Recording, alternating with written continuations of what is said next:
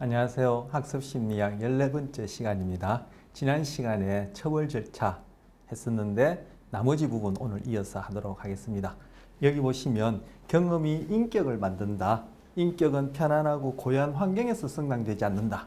시행착오와 고통을 통해서만 영혼이 강해지고 패기가 생기며 성공할 수 있다. 라고 헬렌 켈러가 말씀하셨답니다. 근데 여기 보시면 경험이 인격을 만든다 라고 했습니다. 우리 학습심리학 처음, 그럼 뭐 제가 매번 말씀드렸지만 확인하고 말씀드렸듯이 학습의 개념 정의가 뭐였죠? 경험으로 인한 행동 변화죠. 자, 경험 나왔습니다. 그것이 인격을 만든다. 자, 우리가 인격이라 얘기를 할 때 우리 앞서 초반에 우리의 학습, 기억을 나누는 종류를 소개해드리면서 그때 서술기억, 비서술기억 이렇게 말씀드렸습니다. 지금까지 살펴보고 있는 것들이 바로 비서술기억에 해당하는 것인데 서술기억에 해당하는 그러한 내용들이 우리 인격의 핵심이 되어지고 그것이 곧 인격인가요? 서술기억 또는 서술학습에 해당하는 그 내용이 바로 인격이고 인격의 핵심인가요? 전혀 기이하지 못한다, 아니 무관하다 얘기할 수 없지만 그때도 말씀드렸듯이 인간 존재의 어떤 핵심, 본질이라는 것은 바로 비서술기억에 해당하는 부분이 중요하다라는 얘기를 했었는데 여기서도 인격을 바로 비서술 또는 비서술기억, 비서술학습에 해당하는 것이라 생각한다면은 바로 이 부분을 저는 다른 말로 지금 금방 말씀드린 그런 논리적 맥락에서 행동으로 그렇게 저는 대체하고 싶어요. 결국 뭐 경험으로 인한 변화된 우리 행동이 바로 우리 자신이다. 저는 요 타이틀을 그렇게 해석하고 싶고, 아니면 뭐 그렇게 전문적인 용어로 대체하지 않더라도 경험이 인격을 만든다. 바로 경험이 곧 우리 존재의 중요한 요소이고 본질에 해당하는 핵심적인 부분인 인격을 형성한다. 바로 학습 개념 정의, 경험으로 인한 행동이 변화하고 다르지 않다고 생각하고, 바로 여기서 시행착오라는 부분이 바로 주어진 특정한 환경에서 부적응적인 행동이라 여겨지는 것이 감소되어지는 바로 처벌 현상 또는 그러한 경험을 하는 처벌 절차에 해당하는 것이라고 얘기할 수 있습니다. 시행착오라는 것이. 더 시행착오가 뭔지는 제가 이렇게 말씀드릴 필요가 없겠죠. 바로 그것이 헬렌 켈러가 했듯이 이러한 변화를 가져온다 라고 여기지는 경구여서 제가 소개해드리고, 바로 처벌 현상, 그리고 그런 처벌 현상을 일어나게 하는 바로 처벌 절차, 처벌 경험이 바로 이러한 의미하고도 관련해서 중요하다는 걸 소개해드리고 싶어서 첫 화면에 한번 올려봤습니다. 자, 지난 시간에 했던 부분, 뒷부분. 자, 처벌 절차의 문제점입니다. 뭐 처벌 절차만 문제점 있는 것이 아니라, 그죠? 선천적 기제, 후천적 기제 다 그러한 선천적 기제, 후천적 기제를 통해서 우리에게 적응성을 가져다 주는 시시각각 변화하는 또는 변화된 행동이라는 것은 주어진 환경하에서 그것이 생존과 번식에 도움이 되는 상대적인 것이지 그것이 절대적으로, 그죠? 영구 불변의 어떤 적응성을 가져오는 것은 아니기 때문에 바로 그러한 행동 변화를 일으키는 하나의 또 기제로서 뭐 후천적 기제 중에 또 처벌 절차라는 이름의 그러한 기제로서 갖고 있는 이런 것도 당연히 제한점이 있을 수밖에 없죠. 왜? 선천적 기제, 후천적 기제 자체가, 그죠? 그런 한계가 있다는 거 뭐 처음부터 쭉 종종 말씀드렸고, 그럼 후천적 기제 중에 지금 또 처벌이라는 현상을 낳는 또 이 기제 자체가 문제점을 갖는 것은 말할 필요가 없어요. 왜? 주어진 환경하에서 이러한 절차가 적용되었을 때 그로 인한 어떤 행동 변화, 그것도 영구 불변의 절대적인 적응성을 가질 수 없을 뿐더러 또 이러한 절차 자체가 또한 그 후천적 기제라는 그런 것의 하위 형태로서 이러한 우리에게 적응성을 가져주는 기제 자체가 선천적이고 후천적이든 한계 지어지니까 그런 맥락에서의 또 문제점이라고도 이렇게도 생각해 볼 수 있다는 겁니다. 자, 처벌 절차 자체가 나쁜 것은 아니에요. 우리 음주운전 추리하는 게 당연하고 주어진 환경 하에서 적절한, 부적절한 행동들은 줄어드는 것이 당연하고 그런 줄어드는 것을 가능하게 해주는 것이 바로 행동의 감소를 낳는 경험, 처벌 절차니까 처벌 절차지 않고 그것은 아니죠. 여러분이 시험을 보셨는데 거기에서 오답을 쓰셔서 점수가 깎였다. 그래서 다음에는 그러한 유사한 문제나 동일한 문제가 났을 때 오답이 아닌 정답을 쓸 수 있게 되었다 하면은 뭐 바로 예전에 오답을 쓰게 된 그죠? 바로 그러한 행동이 처벌된 거예요. 그러니까 흔히 상담 장면에서 처벌을 쓰는 것은 좋지 않고 강화를 써야 된다. 이런 표현은 학습 심리학 그리고 학습, 행동, 강화, 처벌 우리 이제까지 다룬 이러한 용어 자체, 개념 그리고 거기서 얘기하고자 하는 그런 원리 그것이 가져다주는 어떤 그런 결과의 중요성 우리 행동에 가지는 그런 이런 것들을 단편적으로 아니 오해했기 때문에 잘못 알고 있기 때문에 하는 말이에요. 만약에 그렇게 말씀하시는 분이 만약에 수업을 하시게 된다면은 학생들한테 다 A+를 줘야 돼요. 왜? B+나 C+나 100점이 아닌 다른 점수를 준다는 얘기는 뭐예요? 바로 100점을 주지 못하게끔 응답한, 대답한, 아니면 수업 활동 그것이 줄어들고 교정되어서 적응적인 형태의 어떤 대답이나 정답을 쓸 수 있는 그런 행동으로 바꿔주려는 것이 결국 뭡니까? 100점이 아닌 감점, A가 아닌 B나 C를 주는 것이죠. 그건 뭐예요? 바로 그렇게 정답이 아닌 오답을 하는 행동을 처벌하는 처벌 절차를 쓴 거예요. 그리고 그렇게 해서 다음에는 또 유사한 문제나 동일한 문제에 대해서 그런 오답을 하지 않는 것이 바로 처벌 현상이 일어났는데 처벌은 나쁜 것이니까 쓰면 안 된다 하신 분이 만약에 그렇게 모두 다 100점, 모두 다 F를 주시지 않는다면 그게 결국은 자가당착적인 그러한 행동이 되는 거예요. 즉, 그 말인즉슨 제가 좀 전에 말씀드렸듯이 바로 처벌이 뭔지, 행동이 뭔지, 그죠? 그러한 개념이 오해를 하고 있다.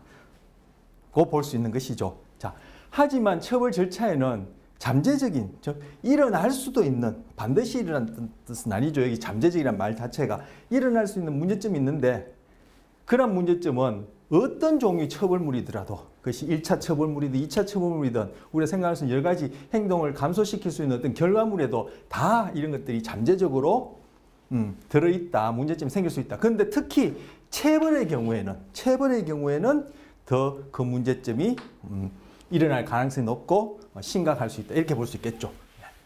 자, 아마 그 상담 장면에서 처벌 절차를 쓰면 안 된다라고 하거나 처벌 절차는 좋지 않다고 얘기하는 경우에 특히 체벌을 염두에 두고 한 말씀이 아닌가 이렇게도 생각해 볼 수 있겠습니다. 그래서 처벌 절차가 갖고 있는 잠재적 문제점 첫 번째 도피입니다.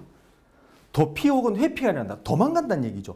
처벌 절차의 목적이 뭡니까? 바로 주어진 특정 환경에서 부적응적인 행동, 주어진 문제에 정답을 쓰지 않고 오답을 쓰는 행동은 주어진 문제, 그 풀이하는 학생 입장에서는 부적응적인 행동이죠. 그것을 줄이는 것이 또 하나의 처벌의 예가 될 텐데 주어진 환경 하에서 부적응적인 행동이 줄어드는 것이 처벌 절차의 목적이고 바로 처벌 현상이 일어남으로써 적응성을 띠게 되는 것인데 유기체가 적응적으로 되는 것인데 그 행동은 줄지 않고 처벌되지 않고 그 유기체 자체가 도망을 가버리는 거예요. 그러면 아무 효과 없죠. 그 예로 도망 써놨네요. 결석, 지각한다고 그죠? 야단치거나 아니면 그 지각하는 사람 입장에서 듣기는 잔소리를 그죠? 한다거나 아니면 점수를 이렇게 감점을 한다거나 해서 지각하는 행동을 줄이고 싶어요. 처벌하고 싶어요. 처벌 절차를 지금 사용해서. 그런데 아예 결석해버리는 거예요. 그러면 지각하는 행동 자체에서 지각하는 행동에 수반되어지는 결과물로서 감점이라는 처벌물을 사용했는데 이것이 처벌물로서 효과가 없고 이 지각하는 행동은 그대로 그죠? 갖고 있는 중에 지각하려는 행동의 경향성은 그대로 갖고 있는 중에 지각하는 그 유기체가 여기서 이제 사람이 학생이 되겠죠. 학생이 아예 학교 안 나와버려요. 그러면은 처벌 절차는 전혀 효과가 없고 지각한 행동은 처벌되지 않고 그 유기체 자체가 도망, 도피, 내빼버렸기 때문에 뭐 말씀드린 대로 처벌 절차 효과가 없이 그냥 잠재적인 문제점을 갖고 있게 돼 문제점만 낳게 되는 거죠. 그래서 도망, 결석, 결근, 속임수, 거짓말, 변명, 아양, 울어서 그냥 해결해 버린다든지 사죄 봐달라고 한 번만 봐달라고 이렇게 빈다든지 그죠? 반성한다든지 반성에 따라 행동이 감소하는 것이 바로 처벌 절차의 원하는 효과, 진정한 효과지. 그냥 소위 반성이라는 행동 말만 했지 실제 그 행동은 감소하지 않는다는 반성의 그런 대상이 되진 행동 감소하지 않는다면은 그것 또한 처벌 효과가 없는 거죠. 그리고 자살도 궁극적인 도피다 이렇게 얘기를 할 수 있다는 거예요. 자살하는 것도 주어진 문제에 대해서 내가 도저히 감당할 수 없어서 그죠? 그 문제에 대해서 내가 적응적인 행동의 변화를 일으키지 못해서 결국은 궁극적인 도피 또는 회피에 당하는 것이 자살이다. 이렇게도 얘기해 볼 수 있다는 겁니다. 자, 문제가 뭡니까? 우리 뭐 기본적인 것 예로 말씀드리면 와닿을 것 같아요. 손다이크의 문제상자, 고단기의 문제상자였죠. 왜 문제상자죠? 그 상자 안에서 고리를 당긴다는 것을 몰랐을 때는 문제상자예요. 하지만 고리를 당기면은 식사를 할 수 있게 된다는 것을 바로 강화에서 경험하게 되면 바로 행동에 변화가 생기면 주어진 상황, 문제상자에 주어진 상황에서 행동에 변화가 생기면은 이젠 그 문제상자 아니에요. 뭐 레스토랑, 식당이 되는 거예요. 그처럼 주어진 환경 하에서 내가 적절한 행동을 하지 못한다. 아니면 부적절한 행동이 감소되지 못한다. 그래서 결국은 거기에 대해서 행동 변화는 없이 내가 도망부터 자살까지 이런 형태가 나타난다면 그것은 결국 처벌 절차의 효과는 없고 바로 주어진 환경에서 부적응적인 행동의 변화는 없고 여기서는 처벌이니까 감소는 없고 바로 그 유의체가 도망가 버리는 이러한 잠재적인 문제가 생길 수 있다는 거죠. 자, 구체적인 예로 쭉 도피에 달하는 것 이것 말고도 더 있겠습니다만 예를 들었고요. 자, 그 다음 공격성이 나타난다. 도피가 불가능할 때 처벌물의 근원을 공격한다. 그 강화된 행동이 소거 절차에 들어갈 때 레버를 눌렀는데 먹이가 나오지 않다든지 그죠? 그리고 또 뭐 그때는 복귀라는 이름으로 말씀드렸는데 아내에게 점잖게 요구했는데 그것이 강화물이 수반되지 않을 때는 공격 행동이 나타나는지 우라 행동이 나타나든지 이런 식으로 나타날 수 있다 그랬죠. 그때도 제가 말씀드릴 때 복귀나 공격성이라는 것도 또 하나의 그죠? 강화된 행동이 소거 시에 나타날 수 있는 행동 변산성이라는 더 큰 카테고리 안에서 설명할 수도 있다고 말씀드렸는데 이 경우에도 도피할 수 없을 때는 주어진 상황에서 부적절한 행동이 나타나고 있어요. 거기에 대해서 처벌물이 따랐어요. 그런데 이 부적절한 행동이 감소되지 않고 그리고 적절한 행동이 생겨나지 않고 자기가 하는 부적절한 행동은 과거에 이제까지 강화를 받아온 거죠. 처벌의 대상이 되는 행동이라는 것은 이제까지 강화를 받아왔거나 현재 강화를 받고 있다라고 지난 시간에 몇 차례에 걸쳐서 말씀드렸었어요. 그런 행동인데 주어진 상황에서는 그 행동이 부적절하기 때문에 부적응적이기 때문에 처벌물이 수반됐어요. 그런데 그 행동은 감소하지 않고 그 유기체가 도망을 가든가 아예 도망갈 수 없으면은 그 행동은 이제까지 강화물이 수반되어졌던 행동인데 강화물은 오지 않으니까 바로 강화된 행동의 소거에 해당하는 형태로서 바로 변산성 증가, 행동 변산성 증가라는 것의 한 하위 항목으로 공격성이 이렇게 튀어나올 수 있다. 그래서 괜히 옆에 있는 물건이라든지 또 뭐 쥐의 경우는 옆에 있는 엉뚱한 쥐라든지 그죠? 다른 사람에게 그 공격성이 향해질 수 있다. 그래서 이것을 전이된 공격성 이렇게 말씀드린 적이 있어. 바로 그 예를 얘기를 하는 거예요. 자, 부적응적인 행동은 줄지 않고 엉뚱한 다른 잠재된 문제가 나타나는 경우를 얘기를 하는 거예요. 그리고 조금 전에 부적응적인 행동이 처벌되어진 상황이 바로 부적응적인 행동이 이제까지 강화받아 왔다고 했어요. 그러면 그 행동이 나타나는데 그 이후에 강화물이 주어지지 않으면 소거라 그랬죠. 그런데 소거는 가만 생각해 보면은 어떤 행동 이후에 강화물이 따라왔는데 강화물이 더 이상 따라오지 않았어. 이 행동이 만약에 감소하게 된다면 이건 어떤 현상이죠? 바로 감소했으니까 처벌. 그런데 어떤 계속 수반되어진 사건이 없어짐으로써 감소했으니까 부적 처벌에 해당하죠. 자, 제가 지금 조금 전에 말씀드린 이 부적 처벌에 해당한다는 것 어디서부터 시작했죠? 소거로부터 시작했죠. 부적응적인 행동을 한다. 그 행동이 왜 나타나느냐? 우연히 나타나는 것이 아니라 그렇게 일관적으로 나타나는 행동이었다면, 그리고 나타난다면 그건 분명히 강화된 행동이다. 그럼 부적응적인 행동이 나타났다. 그 이후에 강화물이 안 따라왔다. 그런데 이 행동이 만약에 감소했다 하면은 이 행동은 뭐 부적 처벌된 거예요. 그러니까 부적 처벌이 뭐 바로 소거나 같은 절차라는 거예요.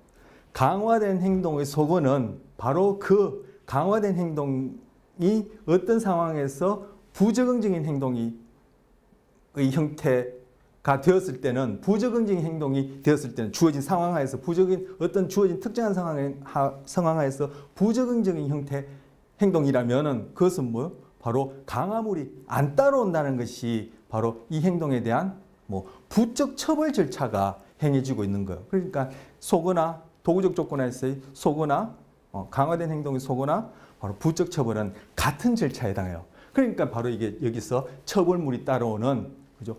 처벌 절차, 부적 처벌도 처벌 절차에 당연히 포함되죠. 그래서 부처벌 절차 안에서 그러한 부적응 행동이 감소하지 않고 나타날 수 있는 잠재적 문제로 공격성이 나타날 수 있다. 그래서 이 공격성은 우리 앞서 본 강화된 행동의 소거 절차에서 나타나는 그런 행동 변산성 안에서의 그런 복귀나 공격성, 그것과 연결해서 생각할 수 있다고 지금 말씀드리는 거예요. 자, 세 번째 무관심입니다. 도피는 공격이 불가능할 때, 앞에 도피, 그리고 두 번째 공격이 불가능할 때는 아예 행동하지 않는 거예요. 행동 자체가 다 그냥 이렇게 처벌되는 거죠. 즉 행동을 하려는 경향성 자체가 쭉 그냥 억압되는 거예요. 네.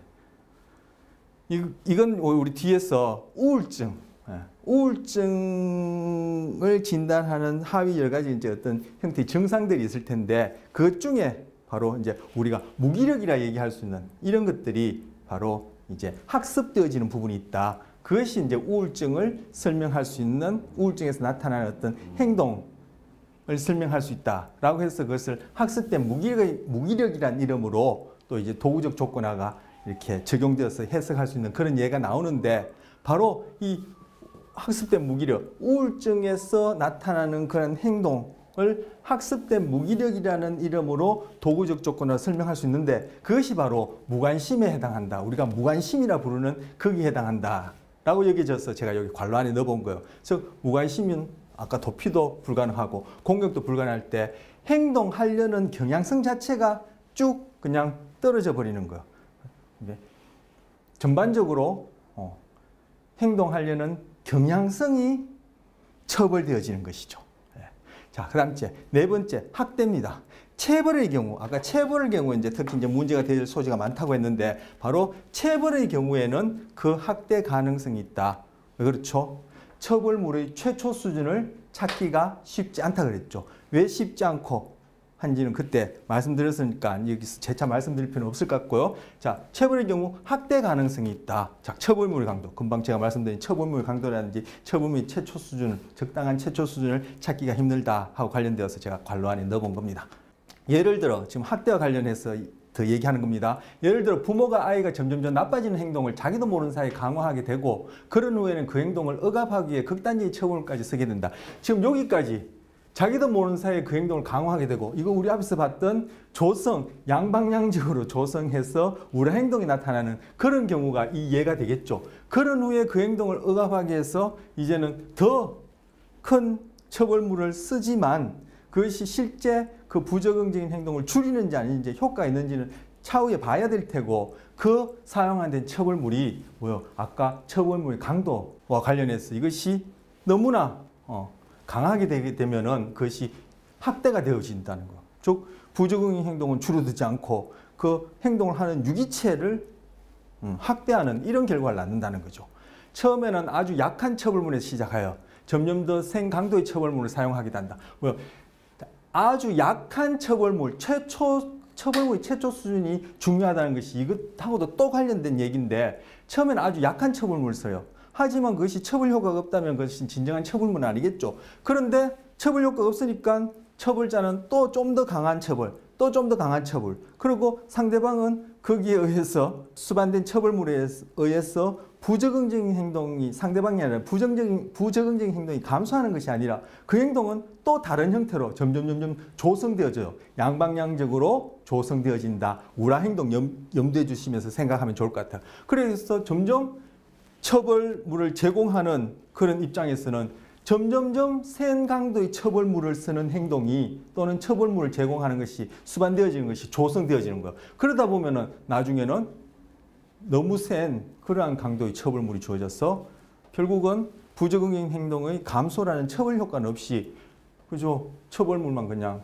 강도만 세워져서 학대가 되어질 수 있다는 거예요. 즉 여기서 조성과 법적 처벌, 제가 조성 금방 말씀드리면서 했던 얘기가 바로 그러한 이유 때문에 제가 여기 관로 안에 넣은 거예요. 그래서 우라 행동에서 양방향적으로 서로 원치 않게 행동을 조성한 것처럼 이 경우에도 그죠? 상대방의 부적응적인 행동이 처벌 감소되진 않고 그 처벌 부정적인 행동에 대해서 처벌물을 제공하는 입장에서 처벌물의 강도를 점점 세게 하는 처벌물의 강도가 점점 세어지는 형태로 제시하는 이러한 것이 상대방의 부적응적인 행동에 의해서 조성되어질 수 있다. 그리고 상대방의 부적응적인 행동은 또 말 그대로 또 점점 더 그죠? 이 세어지는 처벌물의 강도에 의해서 그것이 줄어드는 것이 아니라 또 점점 효과가 없으니까 조금씩 우라 행동에서 본 것처럼 더 커지는 식으로 이렇게 악순환을 그리는 중에 바로 최종적으로 처벌물은 너무 세어져서 부적응행 행동은 줄어들지 않고 그 행동하는 유기체가 그냥 학대받는 이런 경우 금방 말씀드린 조성이고 바로 우리 법적 처벌에 있어서도 그렇죠. 지난 시간에 음주운전과 관련해서 말씀드렸는데 음주운전이 계속 빈번하게 유지되어지고 나타나는 것은 바로 지금 여기서 말씀드린 대로 약한 처벌물이 그러한 행동을 계속 유지시키게끔 강화 또는 조성했다라고 그렇게 우리가 배웠던 그런 원리로 설명할 수 있고 그 바로 유지되어지는 또는 빈번하게 나타나는 음주운전이 법적 처벌 수위를 점점 강하게끔 조성시켜 와서 근년에 국민청원에 의해서 더 강력한 그런 법을 위반하고 그걸 적용하고 있는 경우가 바로 조성과 관련해서 말씀드린 이런 경우가 되는 것이죠.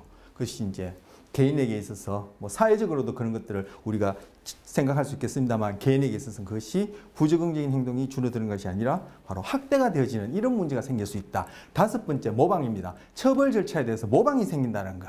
부모가 아이를 키우면서 처벌 절차에 많이 의존하게 되면 그 아이도 타인과의 관계에서 처벌 절차의 사용에 많이 의존하게 된다. 이것이 가정이나 직장이나 국가에서도 일어날 수 있다라고 그렇게 볼 수 있습니다. 네.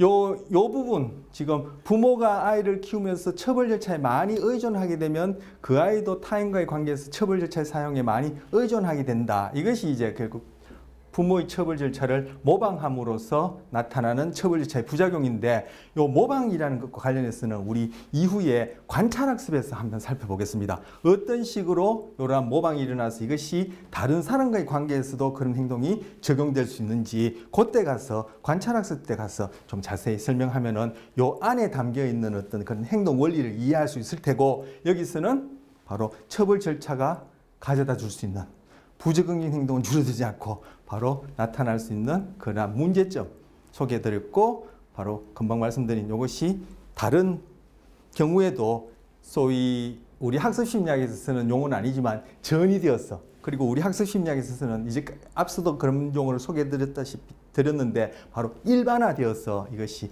가정이나 직장이나 국가로, 그죠? 다른 타인에게로, 그리고 어떤 조직도 하나의 유기체로 보자면은 조직과 조직 간에 이렇게 점점 일반화되어질 수 있다. 이것이 이제 처벌 절차에 갖고 있는 문제점이다라고 볼 수 있는 것입니다. 자, 그럼 이제까지 봤던 모방, 학대, 무관심, 공격성, 그리고 도피로서 나타나는 또 이런 예들은 자, 요건 좀 다른 얘기입니다. 이런 예들은 한편으로 보면 뭐죠?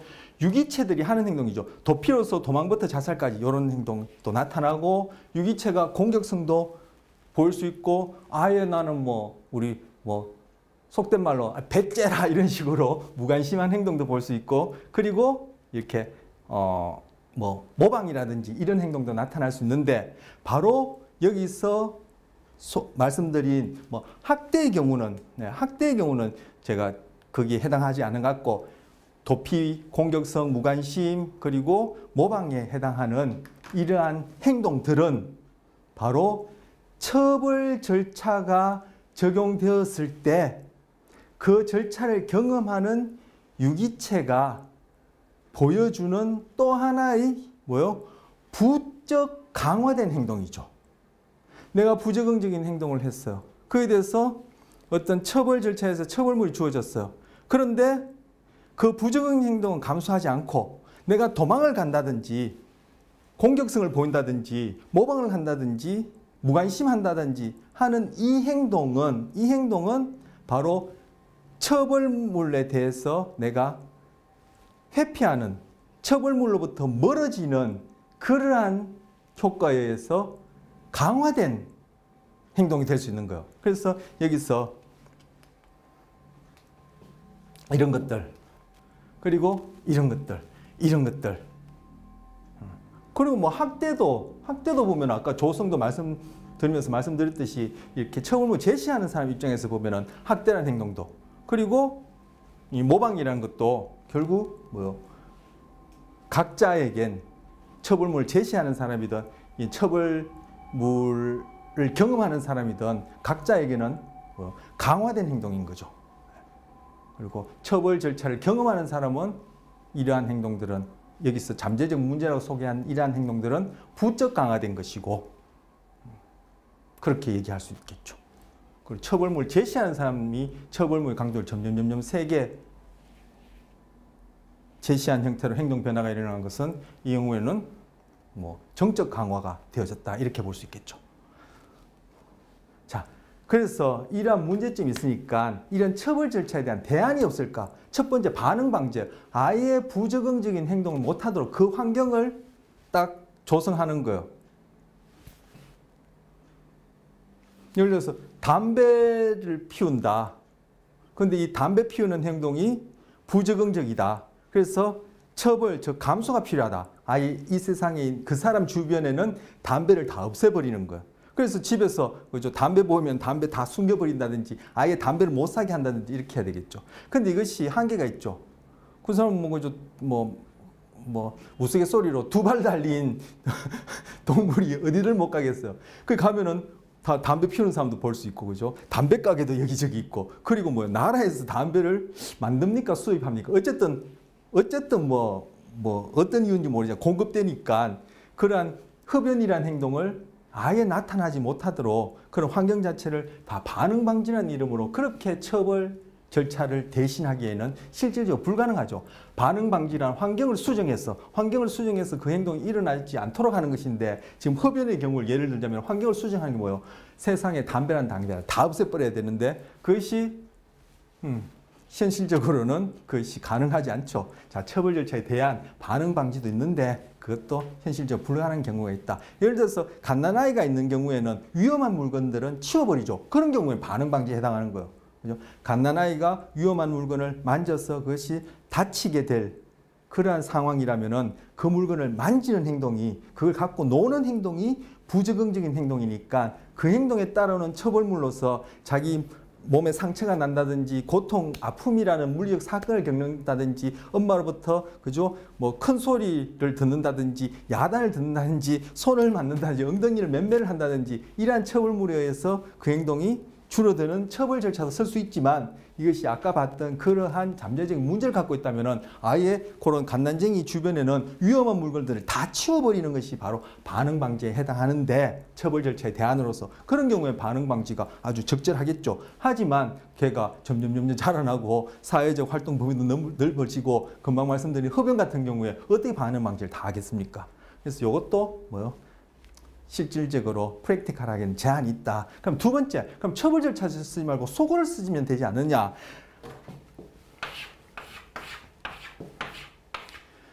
자, 우리 행동의 증가, 감소, 그리고 결과의 제시, 제거에 따라 증가하면은 강화, 감소하면은 처벌, 그리고 제시되어서 강화되면 정적 강화, 제거되어서 강화되면 부적 강화, 그리고 제시되어서 처벌되면 정적 처벌, 그리고 제거해서 처벌되면 부적 처벌.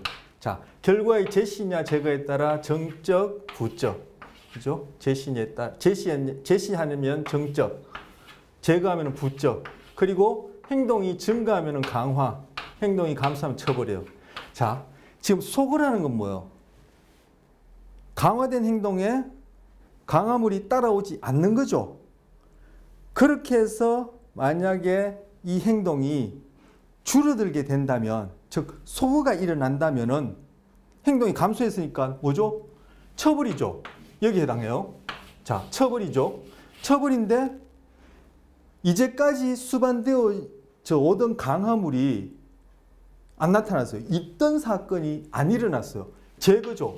그럼 어디에 해당해요? 여기에 해당하죠. 여기에. 그래서 바로 뭐 소거는 뭐 강화된 행동의 소거는 강화된 행동이 소거되기 이전 상태 어떤 경우예요?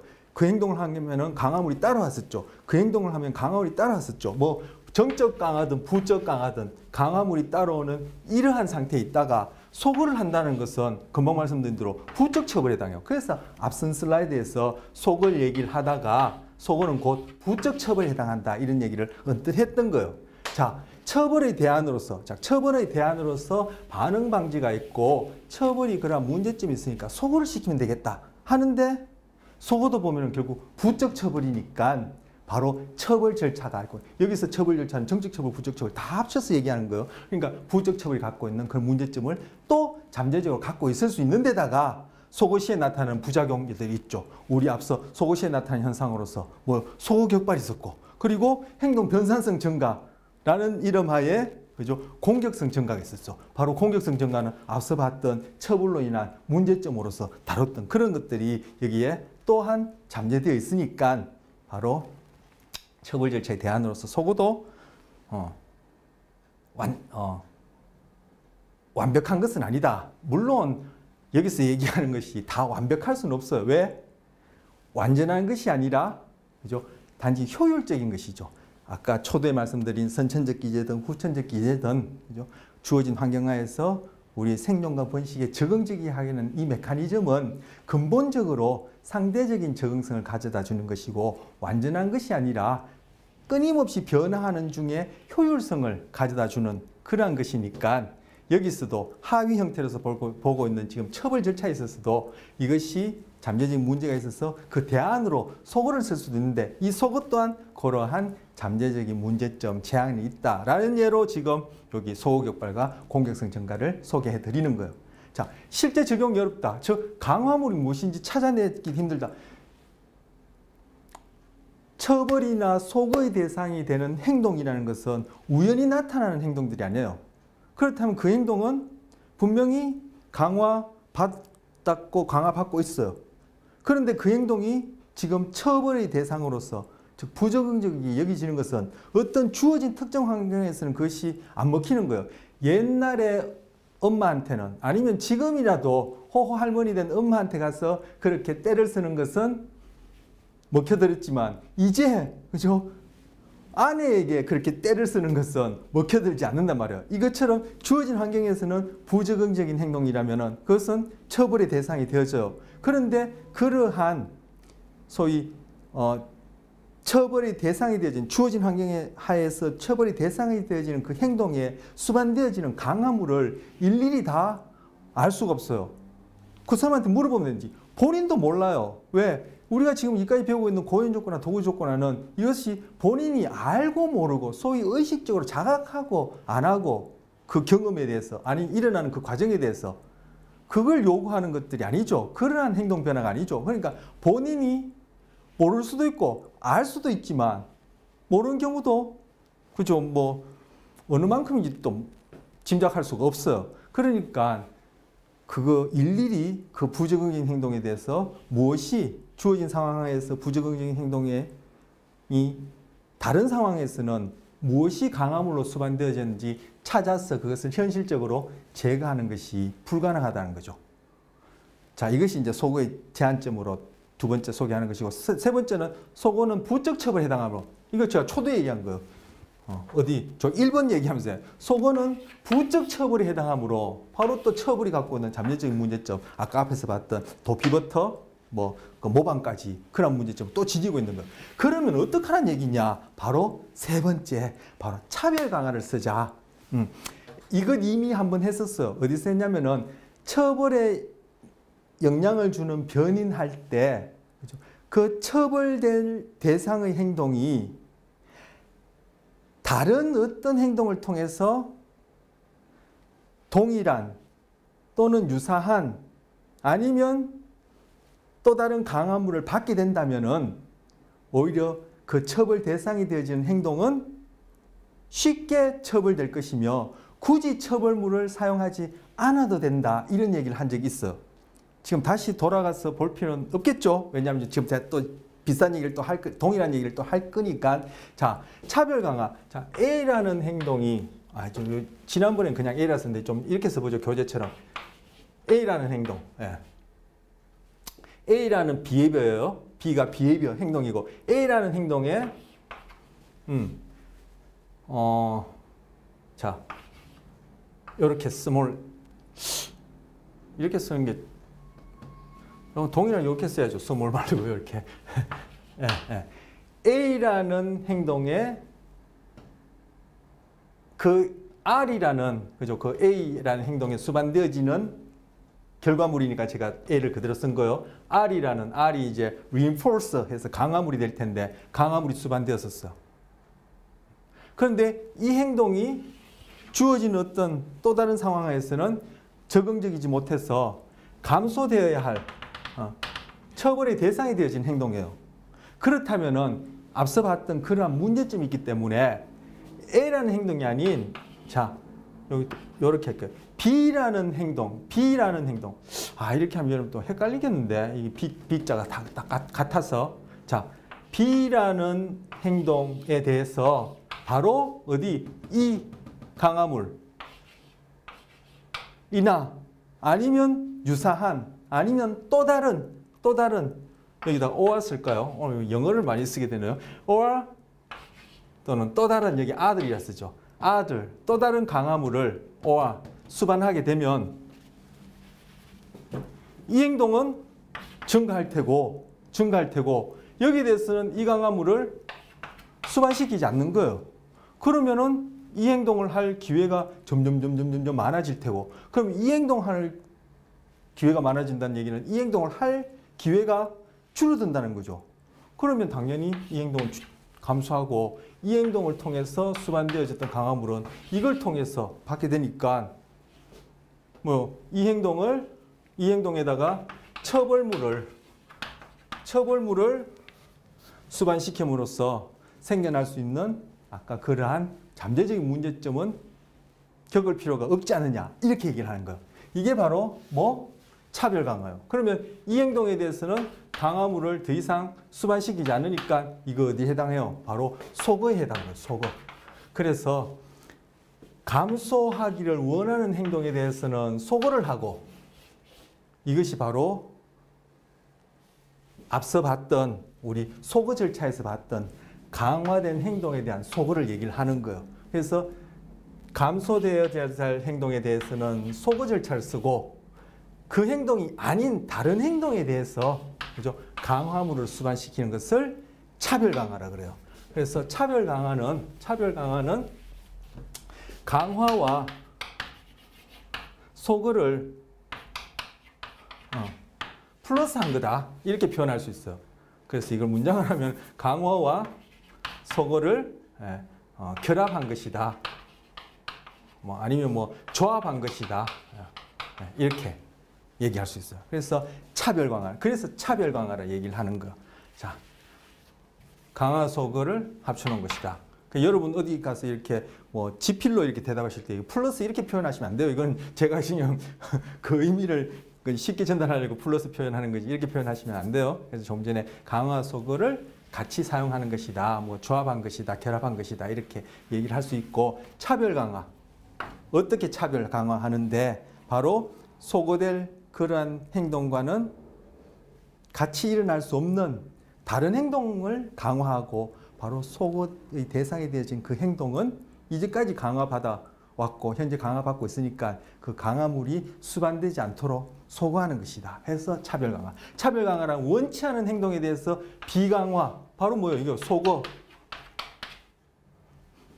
하는 것이고 우리 강화된 행동의 소거 아까 그 부작용으로서 소거 격발 그리고 뭡니까 행동 변산성 증가 이후에 몇 가지 살펴봤었는데 바로 원치 않은 행동에 대해서 비강화 소거를 하게 되면은 그러한 소거 격발이라든지 행동 변산성 증가라든지 복기란 현상이라든지 공격성 전이된 공격성이란 이름으로 또 얘기할 수 있는 공격성 증가라든지 이런 현상이 나타날 수 있는데 바로 수반되지 않은 강화물을 어디에다가 수반시킨다?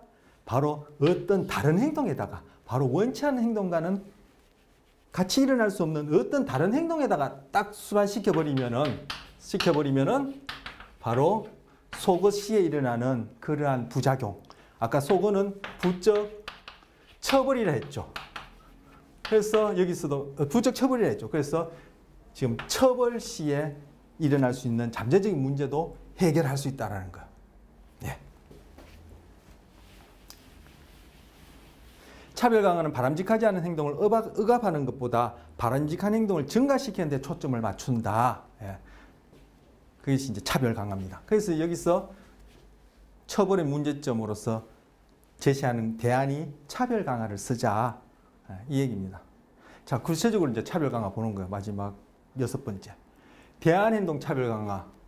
원치 않은 행동에 대한 특정한 대안적 행동이 A라는 행동 말고 그것과 다른 대안이 되어지는 B라는 행동 또는 C라는 행동, D라는 행동을 해서 강화물이 수반되도록 그렇게 하는 경우를 얘기하는 거예요. 그 말 그래서 대안 행동. 즉 동일한 강화물을 얻는 다른 방법을 제공하는 것이다. 처벌에 영향을 주는 변인 중 강화물을 얻는 다른 방법. 조금 전에 제가 이 차별 강화 얘기를 하면서 우리 이미 이거 배웠다고 드린 이유가 우리 앞에서 그죠? 지금 처벌에 영향을 주는 변인 중에 강화물을 얻는 다른 방법 얘기할 때 제가 좀 시간을 들여서 설명했던 그것이 바로 여기에 해당하는 거예요. 그래서 여기 갈란에 넣어놨고 바로 이 예로 우리 흔히 그죠? 하는 말로 잘못한 것을 꾸중하지 말고 잘못한 행동을 꾸중한다는 게 뭐예요? 잘못한 행동에 대해서 꾸중이라는 처벌물을 수반시켜서 이 행동을 줄이고 싶은 거죠. 그런데 이렇게 하면 이제까지 봤던 그러한 잠재적인 문제가 있고 일어날 수 있으니까 뭐요? 잘못한 행동 말고 대안이 되어지는 잘하는 행동, 잘하는 행동에 대해서 칭찬이라는 강화물을 수반시키면은 이 행동이 점점 늘어날 테고 이 행동을 점점 많이 하다 보면 이 행동은 할 기회도 없을 뿐만 아니라 이 행동에 대해서는 강화물이 수반되지 않고 즉 소거가 되어지고 이 강화물이 이쪽으로 그죠? 상하게끔 그렇게 한다면은 당연히 이 잘못한 행동은 줄어들 수밖에 없다라는 것이 바로 대안행동 차별 강화에 해당하는 예입니다. 대안행동 차별 강화 요거 음주운전에 적용해서 어떻게 음주운전을 효율적으로 줄일 수 있을지 한번 궁리해 볼 수도 있겠죠. 당연히 적용할 수 있고 우리가 행동 수정 거창화해서 전략을 당연히 짜낼 수 있어요. 자, 그 다음 이제 상반 행동 차별 강화. 이건 뭐, 아까는 대안이고 이거는 상반. 도저히 그 줄이려고 하는 감소되었으면 하는 행동과는 도저히 같이 일어날 수 없는 다른 행동, 반대되어지는 행동. 이에 대해 차별 강화하는 거. 절차는 똑같아요. 대안이냐 상반이냐 이 차이만 있는 것이지. 원치 않는 행동과는 양립 불가능한 행동을 강화하는 경우예요. 뭐 아까 대안이나 본질적으로 차이가 없죠. 결국은 부적절한 행동이 아닌 다른 행동을 이제 강화물로 수반시키는 것인데 뭐 그것이 대안적인 행동이냐 뭐 A가 아닌 행동으로서 B, C, D 중에 어떤 것이냐 이 경우에는 A가 아닌 행동으로서 A 다시 행동이냐 뭐 이렇게 표현할 수 있는 그 차이밖에 없는 거죠. 원치 않은 행동과는 상반되는 행동의 비율을 증가시킴으로써 비율 증가 뭐요? 이게 바로 강화 아니에요, 그죠? 행동의 빈도나 강도가 증가하는 현상을 강화하는데 비율 증가 바로 강화시킨다는 얘기예요. 시킴으로써 원치 않는 행동의 비율이 어쩔 수 없이 감소하는 거. 왜? 상반되어 있으니까. 상반되어 있으니까 양립 불가능한 상반된 행동이 증가한다면은 다른 행동은 할 수가 없죠. 그래서 어쩔 수 없이 감소하게끔. 즉 여기서 감소 뭐예요? 행동 비율의 감소가 뭐예요? 처벌 아닙니까? 처벌이라는 것이 행동의 빈도나 감소가 감소하는 현상. 바로 처벌이 될 테고 여기서는 그 행동에 대해서는 뭐 처벌물을 수반시키는 것이 아니라 그죠? 아예 강화물이 안 따라오게. 즉 그 강화물이 어디? 상반된 행동에 수반되도록 그렇게 해주는 것이다. 차별 강화. 그래서 교실에서 떠들지 않게 하려면 조용히 있는 것을 칭찬한다. 떠드는 것과 조용히 있는 것은 함께 할 수 없죠. 번갈아 가면서 할 수는 있지만 그죠? 함께 할 수는 없죠. 그러면 떠드는 행동에 대해서 처벌물을 수반시키면 아예 뭐 결석을 한다든지 도피 행동이 나타난다든지 뭐 아예 뭐 그냥 뭐 야단쳐라 뭐 나는 뭐 떠든다 이렇게 무관심하다든지 아까 볼 수 있는 여러 가지 그런 잠재적 문제가 일어날 수 있는데 그죠? 아예 떠드는 행동에 대해서는 무시하고 즉 속어에 해당하는 그러한 절차를 적용하고 떠드는 것과는 도저히 같이 일어날 수 있는 조용히 있는 것에 대해서 칭찬을 한다. 즉 강화물을 수반시킨다. 이것이 상반 행동 차별 강화입니다. 자, 세 번째 저율 차별 강화입니다. 자, 다 똑같아요. 이 경우에 뭐예요? 어떤 행동의 빈도가 조금이라도 감소한다면은 그 감소된 그 상태의 행동 수준을 강화하고 그러다가 그 행동이 또 그 낮아진 상태에서 이렇게 나타나다가도 어떤 경우에 또 그것이 조금 떨어진다면은 그 행동이 조금 비율이 높아질 수도 있겠죠. 하지만 낮아질 때 또 그 행동을 강화하고 이런 식으로 하는 거예요. 어떤 행동을 완전히 제거하는 것이 아니라 일정 수준의 행동률을 낮추는 경우로 행동 이전보다 낮은 비율로 일어날 때 강화물이 준다는 거예요. 이전보다 높은 비율로 일어날 수도 있어요. 그죠? 행동은 항상 일정한 것이 아니라 그 단위 시간당 부정적인 행동이 나타나는 횟수가 이렇게 오르락내리락 하겠죠. 그러면 이것이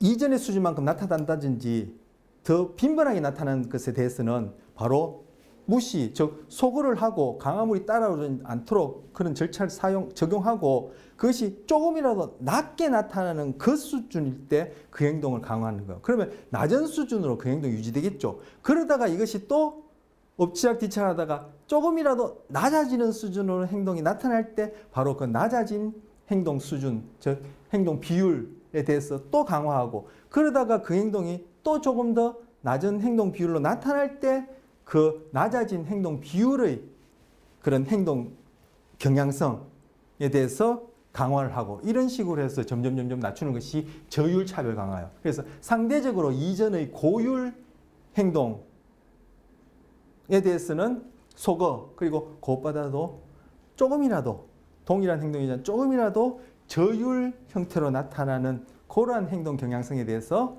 강화해서 차별 강화한다는 것. 요거 뭐하고 비슷하죠? 여기 갈라에 조성하고 비슷하죠. 우리 그때 비둘기가 앞을 쳐다보다가 시방향으로 조금씩 돌 때마다 강화해서 결국은 한 바퀴 돌리는 거나 이 경우에는 뭐요?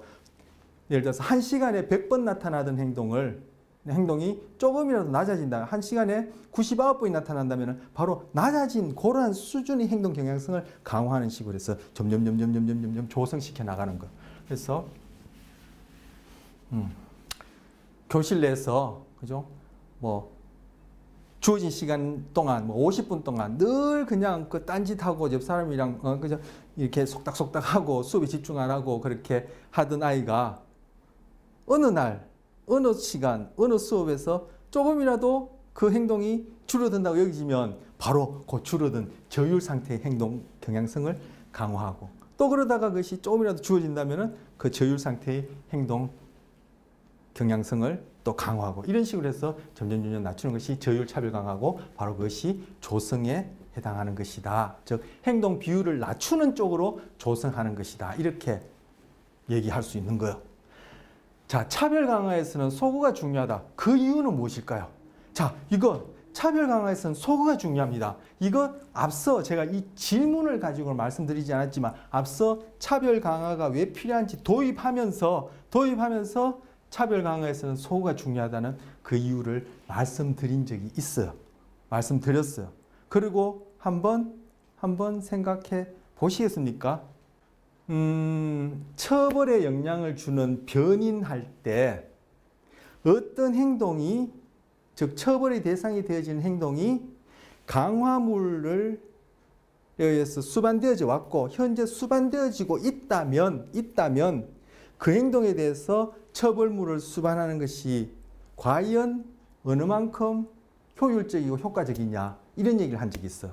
차별 강화에서 A라는 행동이 있고 B라는 행동, 아까는 뭐 B의 A 또 B의 B 이렇게 했는데 그렇게 하니까 좀 헷갈리는 것 같아서 그냥 A라는 행동, B라는 행동 이렇게 합시다. A라는 행동이 지금 감소, 즉 처벌이라는 현상이 일어났으면 하는 행동이에요. 그 지금 차별 강화니까 A라는 행동에 대해서 대안 행동이든 A라는 행동에 대해서 상반 행동이든 A라는 행동에 대해서 저율 형태로 나타난 저율 행동이든 간에 이 행동에 대해서 뭐 바로 강화물을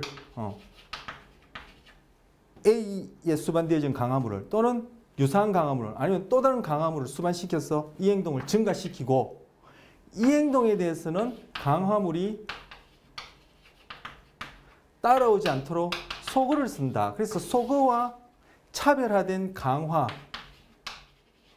쓴다 해서 차별 강화예요. 그런데 만약에 이 차별 강화에서 소거를 쓰지 않고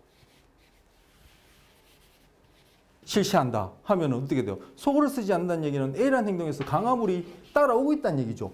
그러면 이 행동이 감소할 수 있겠어요? 강화물이 따라오는데. 그럼 이 행동은 자꾸 지워버리게 되는데 감소할 여지가 없죠. 그래서 바로 소거가 중요하다, 이렇게 얘기를 하는 거예요. 네. 아니면 이 행동에 대해서 처벌물을 제시하면은 그죠? 지금 이 행동에 대해서 강화물도 따라오고 이 행동에 대해서 처벌물도 따라온다면은 이 둘 사이에 경쟁이 생기니까 강화물 없이 처벌물만 수반되어지는 경우보다 훨씬 처벌 효과가 덜하겠죠. 그리고 아까 처벌이 갖고 있는 잠재적인 문제점도 있고, 그러니까 여기에 대해서 처벌물을 수반시키지 말고 B라는 행동에 대해서 강화물을 수반시키고, A라는 행동에 대해서 여전히 강화물을 수반시키면 A라는 행동하고 B라는 행동 사이에 또 이 강화물에 의해서, 그죠? 대응 법칙에 의해서 이 행동이 분배되어질 수 있을 테고 하니까, 그러면 이 행동은 효과적으로 감소시킬 수 없으니까 여기에 대해서는 뭐 강화물이 수반되지 않는 소거를 쓰는 것이 B라는 행동을 강화시키는 데도 효과가 좋고, 그리고 B라는 행동이 강화되어지는 만큼 A라는 행동은 자연스럽게 앞서 설명드린 그러한 이유로 감소, 처벌이 되어질 수 있기 때문에 차별 강화에서는 소거를 쓰는 것이 중요하다. 소거를 쓰는 것이 중요하다. 자, 그 다음 도구적 조건의 활용입니다. 자, 삶의 궁극적 목표는 지식이 아니라 행위이다, 이런 말이 있습니다. 자, 앞서 헬렌 켈러의 얘기를 하면서도, 그죠? 행동이라는 것이 어떤 인간 존재, 나를 이해하면서 전부 다라고는 얘기는 할 수 없을지 몰라도 중요한 부분이다, 핵심적인 부분이다 얘기를 했고, 바로 그런 의미에서 이 경구를 교재에 있는 걸 실어봤고, 헌데 좀 전에 제가 행동이 전부 다는 아니다라고 얘기를 했는데 행동이 전부 다입니다. 왜? 우리는 생각이든 사고든 행동하고 별개라고 생각했던, 행동하는 거는 별개의 어떤 것이라고 생각했던 데카르트의 그런 이원론적인 그러한 인식론과 유사하게 별개라고 생각했던 생각이나 감정도 유기체가 하는 측정 가능한 모든 것이라는 이름으로 행동으로 다루기 때문에 바로 그 행동이라는 것이 바로 인간 이해에 있어서 핵심적인 부분이고 그러한 의미로 이 경구를 또 한번 넣어봤습니다. 자, 도구적 조건화 이제까지 배웠던 것을 이제 활용합니다. 우리 중간에 해오면서도 다 이게 활용하는 예들을 틈틈이 또 이게 또 다 넣어봤죠. 근데 여기서는 교재에서 소개하고 있는 대표적인 것 몇 가지 살펴보는데 여러분들은 이 내용도 이 내용이지만 제가 앞서도 그런 말씀 드렸는데 바로 나의 일상생활, 그죠?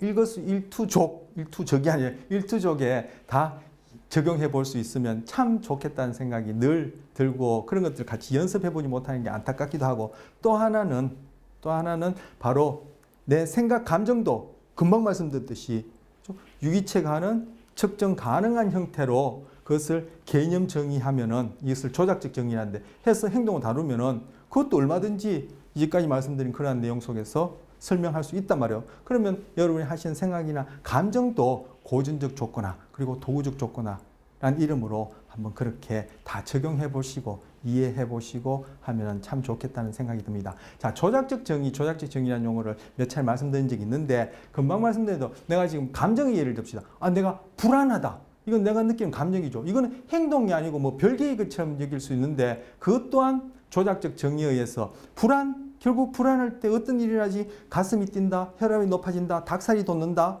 그리고 스트레스 호르몬이 분비된다, 동공이 커진다. 이런 것들을 측정하면은 바로 유기체가 하는 측정 가능한 모든 것, 행동이라는 이름으로 다룰 수 있어요. 이렇게 바로 그런 생각이나 감정, 그 위에 유기체가 하는 모든 것들도 측정 가능한 형태로 다시 정의하는 것을 조작적 정의라 합니다. 자, 조작적 정의 제가 몇 차례 말씀드린 적이 있어서 구체적으로 이제 설명해 드렸고요. 자, 구체적인 예를 보면은 통찰, 창의성, 학습된 무기력, 그리고 망상, 관찰 학습해서 이렇게 이제 살펴볼 참입니다. 근데 여기서 통찰, 창의성, 요것 부분은 우리 앞서 조성, 연쇄짓기라는 이름과 함께 이게 소개되었던 거예요. 근데 앞서도 제가 말씀드렸던 이것들은 나중에 응용 부분에 같이 넣어서 얘기를 하고 싶다라고 말씀드렸는데 바로 통찰 창의성이 이것은 우리가 이제까지 봤던 그러한 행동 원리, 여기서는 도구적 조건이니까 도구적 조건의 기본 절차와는 무관하게 뭔가 머릿속에서 불이 번쩍하듯이 만화 같은 거 보면 머릿속에서 머리 번쩍하면서 그죠? 어떤 행동 변화가 일어난다든지 뭐 이런 문제를 해결한다든지 이런 것 있지 않습니까? 아니면 뭐 창의성 같은 경우에는 뭐죠? 뭐 밖에서 뭔가 이렇게 탁 머릿속에 뭔가 탁 들어와서 뭔가 불이 번쩍하면서 새로운 창의적인 어떤 행동 또는 그런 뭐 소위 생각이라는 것이 나타난다라고 이렇게 설명하는 입장이 여전히 있는데 이것 또한 뭐 도구적 조건화로서 바로 조성과 연쇄짓기로 인해서 일어나는 것이다라고 설명하는 부분입니다. 그리고 학습대 무기력 이 부분도 바로 조성 연쇄짓기에 연이어서 나오는 부분인데 같이 넣어봤고요. 나머지 망상하고 관찰학습 살펴보도록 하겠습니다. 교재 209쪽에 보시면 이게 지금 이제 조성 부분이에요. 지금 좀 전에 지금 좀 도구적 조건의 활용과 관련해서 한 5가지 살펴본다고 했는데 그 앞서 통찰, 창의성, 뭐 학습된 무기력 이 부분은 조성 부분에서 이렇게 소개되었던 부분이다 라고 말씀드렸는데 바로 그것과 관련해서 지금 조성 부분을 잠시 제가 확인 좀 하려고 합니다. 같이 교재 209쪽에 보시면은 이 조성의 예가 나와 있어요. 자, 여기서 나오는 통찰 그리고 창의성, 학습된 무기력뿐만 아니라 여기서 수달이 새끼를 기를 때 어떻게 먹이잡이를 하는지를 점진적으로 가르치고 있어요. 이거 바로 조성의 예예요. 이거 우리의 경우에 적용하자면은 아기에게 이유식을 조금씩 먹을 수 있도록 한다든지, 아기가 숟가락질, 젓가락질 할수록 아기들 쓰는 숟가락, 젓가락 있죠. 아예 손에 끼워서 쓰는 것처럼 이렇게 숟가락, 젓가락질 하는 이것도 바로 조성의 예예요. 바로 우리 일상생활 가까이 있다는 것을 제가 교재를 통해서 확인하고 싶어서 지금 교재를 보는 겁니다. 209쪽에. 그리고 밑에 보면은 미어캣이 또 새끼들에게 살아있는 먹잇감을 잡을 수 있게끔 처음에는 그죠? 죽은 것부터 시작해서 점진적으로 그렇게 사냥 행동을 조성시키고 있어요. 이건 미어캣이 우리 인간처럼 의식할 수 있는 자각이 우리처럼 발달되어서 아니란 얘기죠. 바로 이제까지 끊임없이 얘기한 그러한 행동 원리에 의해서 일어나는 것이고, 우리의 자각하는 의식으로서 경험하는 생각이니 감정이라는 것도 또 하나의 유기체가 하는 행동으로서 조작적 정의를 통해서 측정하게 되면 행동으로서 다루고 이제까지 봤던 원리로 설명할 수 있다는 거예요. 그래서 통찰과 창의성, 그리고 학습된 무력, 특히 통찰과 창의성도 뭔가가 임해서 아니면 속에서 뭔가 뭐 귀신 같은, 유령 같은 그런 것들이 불빛처럼 번쩍해서 일어나는 어떤 행동 변화, 문제 해결이 아니란 얘기를 하고 싶어서 조성이라는 이름으로, 그죠? 수달의 먹이 먹기, 아기의 젓가락질, 이유식부터 시작해서 이런 행동까지도 다 도구적 조건화, 서로 경험이라는 행동 변화의 원리로 설명할 수 있다는 것을 얘기를 하고 싶은 거예요. 그런 중에 지금 209쪽에 이런 것 말고도 여러 가지가 있다는 것을 좀 설명하고 싶어요. 그래서 우리가 수학 문제 푸는 것도, 그죠? 처음에는 덧셈 뺄셈부터 시작해서 나중에는 아주 어려운 뭐 미분, 적분, 통계까지도 그렇게 할 수 있는 것도, 이것도 조성의 얘기가 될 테고, 외국어 배우는 것도 마찬가지죠. 단어 발음하는 거, 철자 쓰는 거, 그리고 나중에는 영어 독해하는 거. 중학교 1학년 때 I am a boy부터 시작해서 나중에 그죠? 쭉 아주 그냥 긴 문장, 한 문장을 그냥 쭉 읽으면서 해석할 수 있는 것도 다 조성의 결과죠. 그리고 글짓기 하는 거, 글쓰기 하는 거. 우리 체육 시간에 뜀틀 넣는다든지 뭐 철봉을 한다든지 배워왔던 모든 것들, 그런 것들 다 조성의 예가 됩니다. 즉 조성은 본질적으로 강화니까 바로 다 강화로 또 설명할 수 있다는 거죠.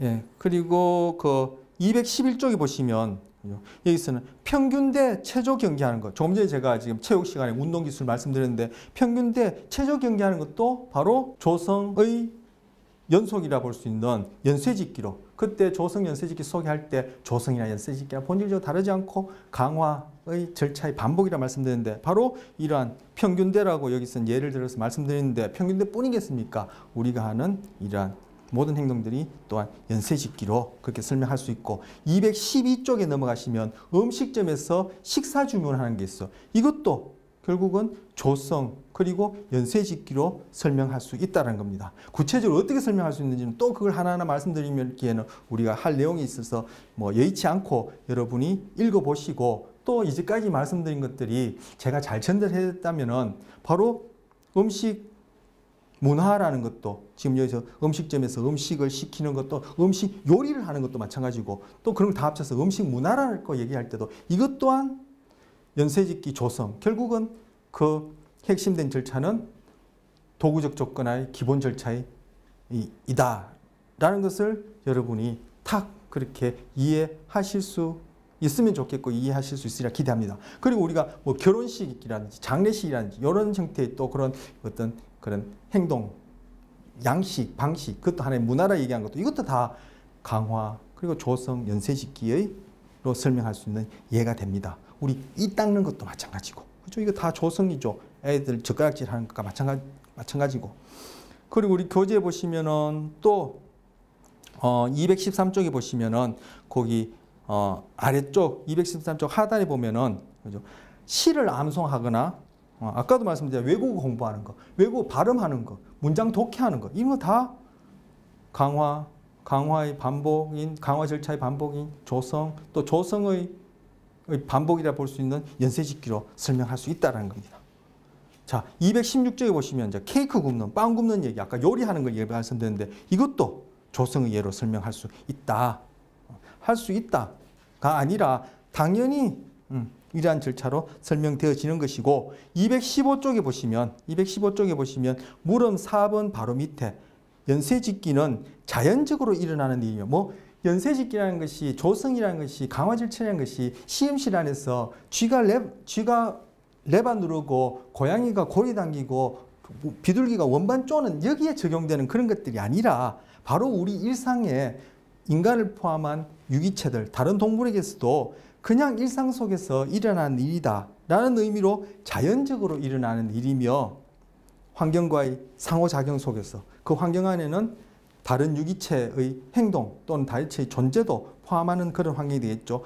그 환경 안에서 자동적으로 일어나는 일이며 우리가 이를 닦거나 옷을 입는 이러한 단순한 행동부터 외과 수술을 하거나 비행기 조종을 하거나 하는 이러한 복잡한 행동까지. 하지만 단순하다, 복잡하다 하지만 결국 이건 뭐요? 바로 이러한 행동 원리, 학습 원리에 의해서 형성되는 것이다. 이게 구체적으로 연쇄짓기에 의해서 되어지는 것이다 라고 얘기를 하는 거죠. 그래서 비행기를 조종하는 것 같이 사람들이 습득하는 많은 일상적 행동을 설명한다.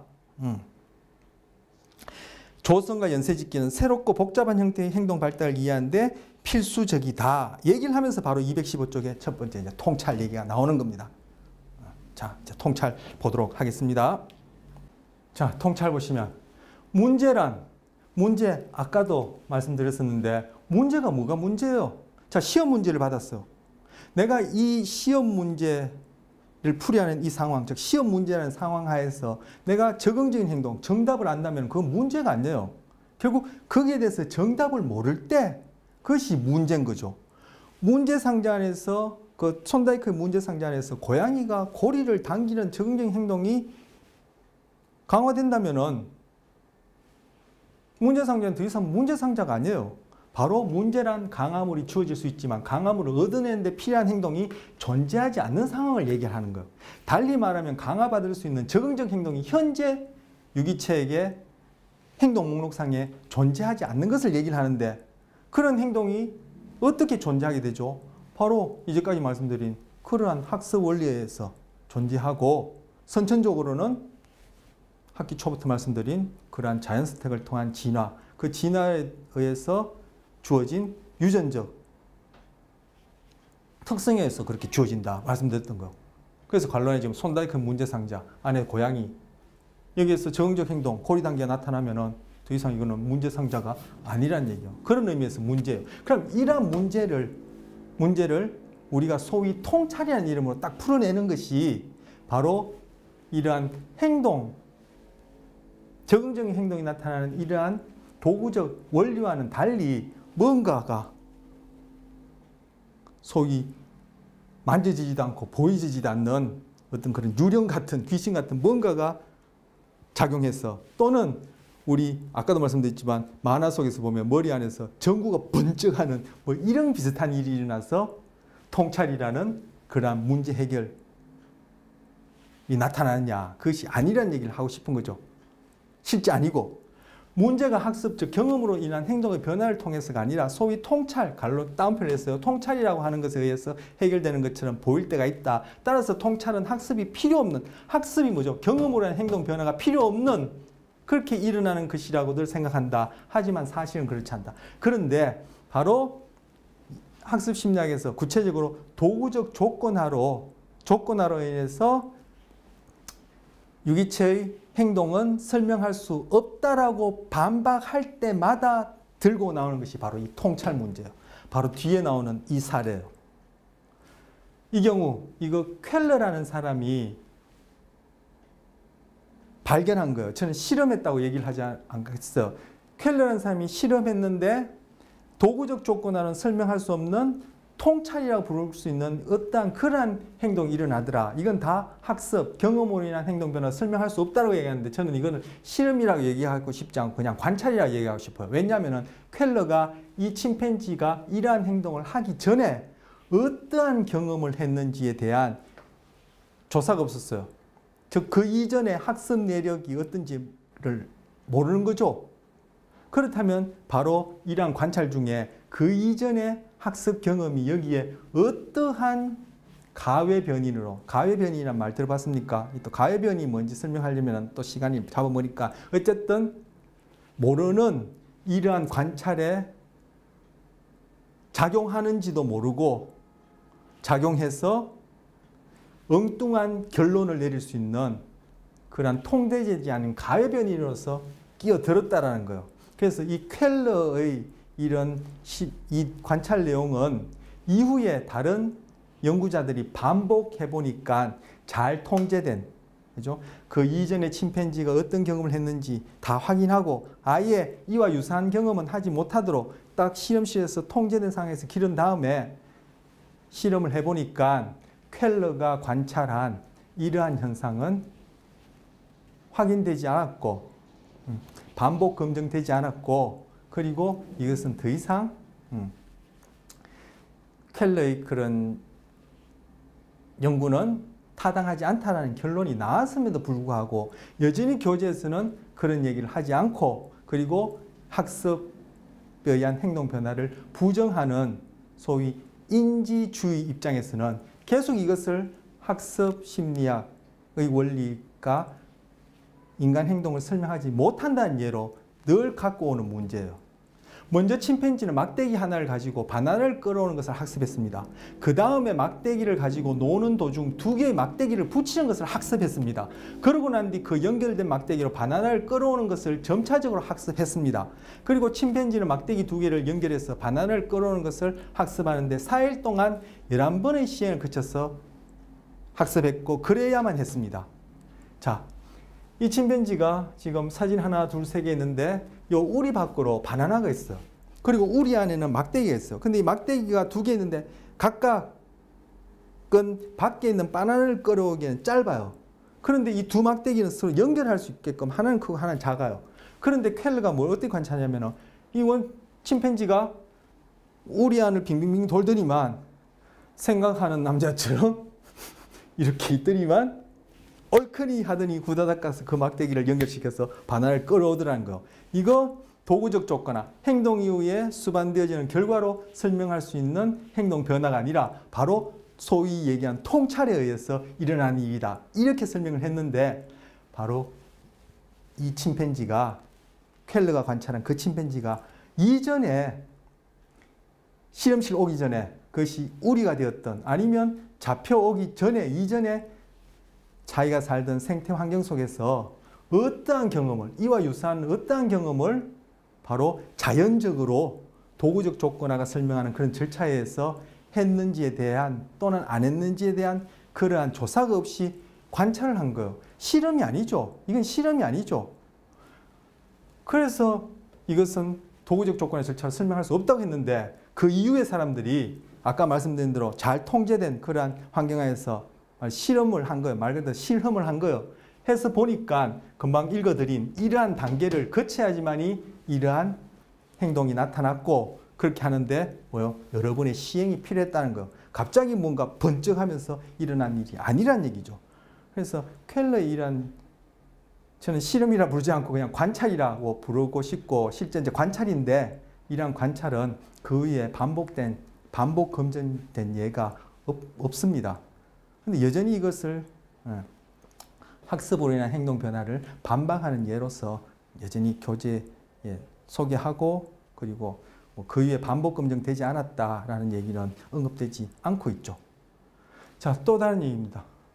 또 다른 예입니다. 이 경우에 바나나가 그죠? 천장에 달려 있어서 이거 아무리 푸쩍푸쩍 뛰어도 따먹을 수 없어요. 그런데 밑에 상자가 이렇게 흩어져 있어. 그러면 이 상자를 쌓아 올려서 올라가는데 이것 또한 켈러가 침팬지의 통찰이다 이렇게 얘기를 했는데 특정한 광화의 내력을 지닌 침팬지에게는 이와 같은 통찰적 문제가 일어났지만 뭐요?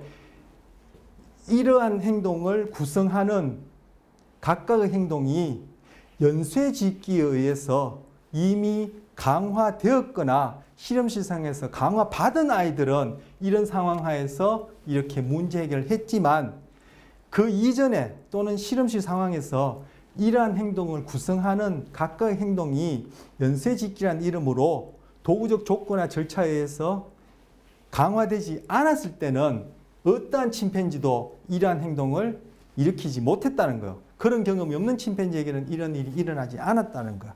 그래서 통찰 또한 도구적 조건을 설명할 수 있다. 자, 비둘기의 예입니다. 비둘기도 여기서 보면 바나나가 위에 달려있고 자기 키로는 여기 안 자라요. 그런데 여기 보면 작은 나무 상자 블록이 있어요. 요걸 이렇게 끌어와서 상자 위에 올라가서 바나나를 딱딱딱딱 쪼아 먹어요. 자, 먼저 비둘기는 실험 상자의 한 지점에 있는 초록색 점을 향해 작은 상자를 미는 것을 학습했고, 그 다음 바나나 아래에 놓여 있는 상자 위로 올라가서 바나나를 쪼는 것을 학습했고, 그리고 난 뒤 바나나를 향해 뛰어오르거나 바나나가 있는 데서 시간을 보는 것을 학습했고, 이러한 경험을 한 비둘기는 나중에 바나나를 쳐다보면서 상자를 바나나 쪽으로 밀어서는 상자 위에 올라가 바나나를 쪼았다. 즉 마지막이 뭐예요? 최종적으로 나타나는 행동이죠. 그런데 그 행동을 구성하는 각각이 어떻게 해요? 연쇄직계, 조성에 의해서 강화되어지고 또 연쇄직계에 의해서 연결되어져서 최종적으로 이렇게 소위 통찰이라고 얘기할 수 있는 그러한 문제 해결 행동이 나타나다는 거.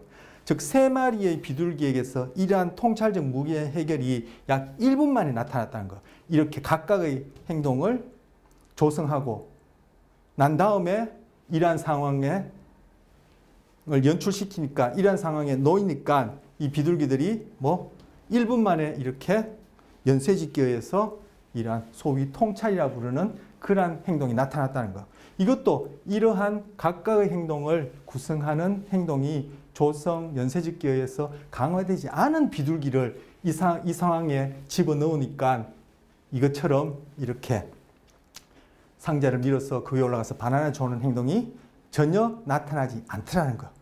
소위 통찰이라는 것도 도구적 조건화로 설명할 수 있다라는 것이죠. 자, 그 다음 창의성입니다.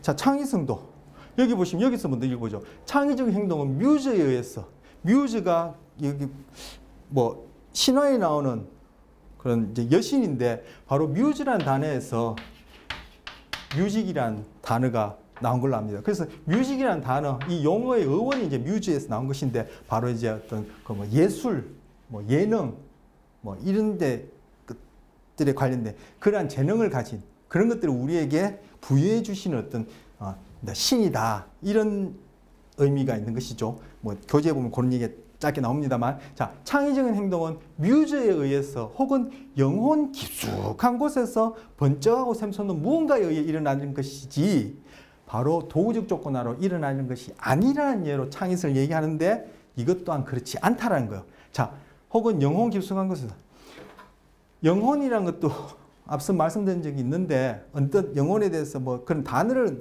언급한 적이 있는데, 우리는 어떤 명사화된 개념이 있으면은 꼭 그 개념에 해당하는 실체가 있는 것처럼 그렇게 생각하는 인신론적 오류를 범하는 경향성이 있단 말이야.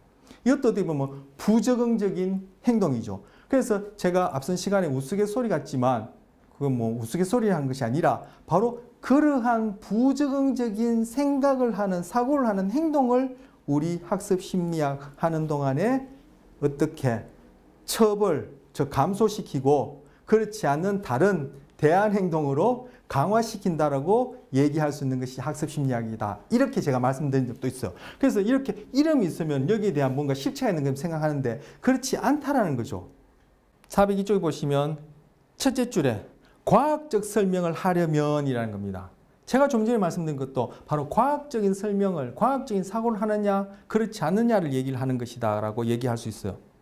자, 과학적 설명을 하려면은 그 상황의 물리적 특징과 참가자의 학습 내력을 밝혀야 한다.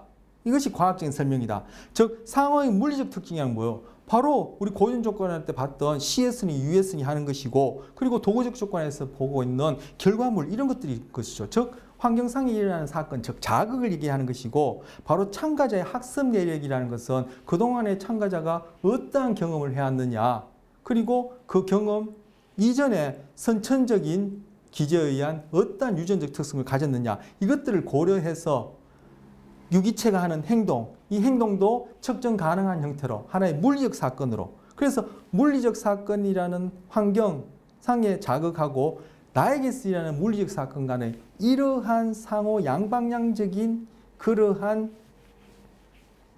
메커니즘, 양방향적으로 영향을 주는 이 메커니즘 속에서 인간을 행동이라는 단어, 개념 안에서 설명해 보는 것이 바로 이 학습 심리학에서 인간을 이해하는 것이고, 바로 그것이 과학적인 설명이라는 거예요. 개념 형성이라는 파란 글자의 주제가 나오고 하위 주제가 나오고 그 다음 단락 보시면 자 개념 형성 변별 학습의 예 나오고 첫 번째 줄이 개념해서 굵은 글자 나오죠. 그 다음 단락에 보시면 그런데 개념은 여기 있나 여기 짧게 한번 읽어보겠습니다. 개념은 어떤 실제물이 아니라 아까 지금 영혼 얘기하면서 제가 어떤 명사적 이름이 붙으면 그에 대한 어떤 실제가 있는 것처럼 그런 고정된 불변의 실체가 있는 것을 생각하는데 그것이 아니라 개념은 어떤 실제물이 아니라 개념을 어떤 실제물로 생각했던 것이 바로 데카르트의 정신, 이원론자의 입장에서 얘기하는 정신이고 플라톤의 이데아에 해당하는 것이라 볼 수 있어요. 자, 개념은 어떤 실제물이 아니라 이들 학자들이 말하는 듯이 단지 어떤 종류의 행동에 대한 이름일 뿐이다. 그들의 설명에 따르면 엄격하게 말하면 사람이 개념을 갖고 있는 것이 아니라 갖고 있는 것이 아니다. 또한 우리가 이렇게 배웠던 속어를 갖고 있는 것이 아닌 것처럼 꼭 마찬가지로 사람이 개념을 갖고 있는 것이 아니다. 그보다는 사람은 특정한 방식으로 행위를 함으로써 개념적 행동을 갖고 있는 것이다. 즉 개념적 행동을 보여주는 것이다. 이렇게 얘기를 하는 거예요. 이것이 바로 과학적인 설명이라는 거예요. 405쪽의 제일 아랫줄 405쪽의 제일 아랫줄 끝에서 하나, 둘, 셋, 넷, 다섯 번째 줄을 보시면 요점은 이라고 나와 있습니다. 요점은 개념을 정신적 표상, 철학자, 이들과 심리학자 해서 뭐 인용문이 있는데 자 405쪽의 끝에서 하나, 둘, 셋, 넷, 다섯 번째 줄. 요점은 개념을 정신적 표상으로 보기보다는 정신적 해서 그게 따옴표를 넣어놨죠. 정신적 표상으로 보기보다는 학습된 행동으로 바라봄으로써 개념을 실험적으로 연구할 수 있고 개념이 어떻게 습득되는지 알아내고 그러한 정진된 지식을 실용적으로 이용할 수 있게 된다는 것이다. 그래서 개념이라는 것도 그죠? 하나의 유기체가 하는 행동으로서 흔히들 관념이라 얘기하는 수도 있을 텐데 행동으로서 그렇게 다루면은 바로 여기서 얘기하는 원리로 적용해서 타당하게 설명할 수 있다. 그 예로 창의성을 뮤즈에 의하거나 영혼 깊은 곳에서 번쩍하고 샘솟는 무언가에 의해서 일어난다고 생각하는 사람들이 있다. 일반인의 경우에는 이런 분들이 있을 수 있으리라 추측할 수 있고 그런데 이러한 생각의 경향성이 아까 통찰적 문제 해결에 있어서도 그렇고 바로 인지주의에서 이러한 식의 생각하는 경향성이 있단 말이에요. 그래서 그 사람들이 학습으로 인한 행동 변화의 한계를 지적할 때 그러한 통찰이니 창의성 이런 걸 가지고 이거는 학습 심리학적으로 설명 못한다고 하는데 아까 말씀드렸듯이 그 사람들이 반증으로 가져오는 그런 예들이 바로 쾰르의 경우처럼 그 이외에 또 몇 가지 잠재학습과 관련된 그러한 경우처럼 그것이 제대로 된 연구가 아니었다라는 거야. 자, 다시 문제가 돌아와서 그러나 창의성, 즉 창의적으로 행동하는 것은 사실 강화의 내력을 설명할 수 있다. 어떻게 설명할 수 있는지 이제 보겠다라는 거예요. 보겠다는 거예요. 자, 어떻게 설명할 수 있는지 보겠다라는 것은 다음 시간에 보도록 하겠습니다.